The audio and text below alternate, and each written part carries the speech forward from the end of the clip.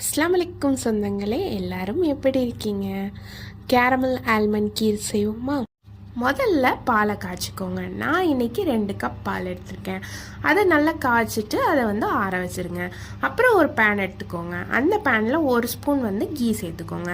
சேர்த்துட்டு அதோட ஆல்மண்டும் கேஷ்யூவும் சேர்த்துக்கோங்க. ஆல்மண்டை தோலை பீல் பண்ணி வச்சுட்டு சேர்த்துக்கோங்க. சேர்த்துட்டு நல்லா ரோஸ்ட் ஆனப்புறம் அந்த டைமில் ஒரு பிஞ்ச் ஆஃப் சால்ட் போட்டுட்டு அதுக்கப்புறமா ஒரு 5 ஸ்பூன் சுகர் சேர்த்துக்கோங்க. சேர்த்துட்டு நல்லா கேரமலைஸ் ஆகி விட்டுருங்க. நல்லா விட்டப்புறம் அடுத்து பிளேட்டுக்கு மாற்றிடுங்க. பிளேட்டில் மாற்றுறதுக்கு முன்னாடி ஒரு கீயை ஃபுல்லாக பிளேட் சுற்றி நல்லா தடவிட்டு பிளேட்டுக்கு மாற்றுங்க. இல்லைன்னா parchment paper R butter sheet இருந்துச்சுன்னா அதை வச்சு அதில் மாற்றுங்க. மாற்றிட்டு அதுக்கப்புறமா அது நல்லா ஆறினப்புறம் மிக்சியில் நல்லா கிரைண்ட் பண்ணிடுங்க.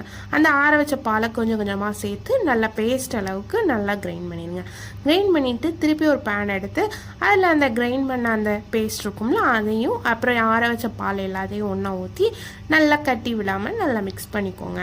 மிக்ஸ் பண்ணிவிட்டு அப்புறம் அடுப்பு ஆன் பண்ணிவிட்டு அதை ஒரு கொதிக்கிற போது அந்த டைமில் ஏலக்காவை நல்லா இடித்து போட்டுக்கோங்க.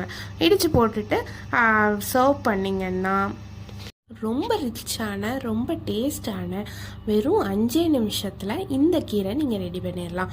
கண்டிப்பாக எல்லாருமே ட்ரை பண்ணுங்கள். ஒரே மாதிரி பாயசம் கீரெலாம் ரெடி பண்ணுறதுக்கு இந்த கீரை நீங்கள் கண்டிப்பாக ட்ரை பண்ணிவிட்டு கமெண்ட் பண்ணுங்கள். நெக்ஸ்ட் வீடியோவில் பார்ப்போம். தேங்க்ஸ் ஃபார் வாட்சிங்.